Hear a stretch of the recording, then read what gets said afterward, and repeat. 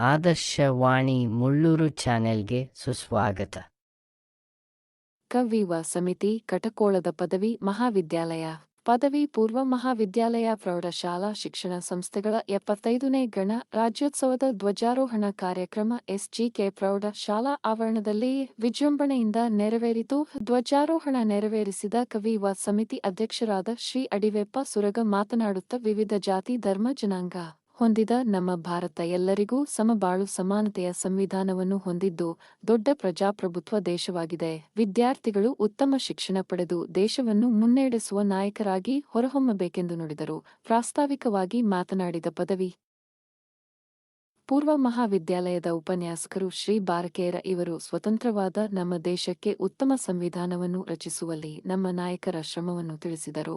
ದೇಶದ ಸರ್ವತೋಮುಖವಾದ ಅಭಿವೃದ್ಧಿಗೆ ಉತ್ತಮ ಸಂವಿಧಾನವನ್ನು ನೀಡಿದ ಡಾಕ್ಟರ್ ಅಂಬೇಡ್ಕರ್ ಅವರ ಕೊಡುಗೆ ಅಪಾರ. ಅದೇ ರೀತಿ ಭಾರತವು ಇಂದು ಎಲ್ಲಾ ರಂಗದಲ್ಲಿ ತನ್ನ ಕೊಡುಗೆ ನೀಡುತ್ತಾ ವಿಶ್ವ ನಾಯಕ ಆಗುವತ್ತ ಹೆಜ್ಜೆ ಇಡುತ್ತಿದ್ದು, ಇತ್ತೀಚೆಗೆ ಕೊರೋನಾ ಮಹಾಮಾರಿಗೆ ರೋಗ ನಿರೋಧಕ ಚುಚ್ಚುಮದ್ದು ಕಂಡುಹಿಡಿದು ಜಗತ್ತಿನ ಎಲ್ಲ ದೇಶಗಳಿಗೆ ನೀಡಿದ ಹೆಮ್ಮೆ ನಮ್ಮದು ಎಂದು ನುಡಿದರು. ಮುಂದುವರೆದು ದೇಶವನ್ನು ಮುನ್ನಡೆಸುವ ನಾಯಕರು ನೀವಾಗಿ ಎಂದು ವಿದ್ಯಾರ್ಥಿಗಳಿಗೆ ತಿಳಿಸಿದರು. ಕಾರ್ಯಕ್ರಮ ನಿರೂಪಣೆಯನ್ನು ಶಿಕ್ಷಕ ಆರ್. ಡಿ. ಗೊರವರ ನಿರ್ವಹಿಸಿದರು.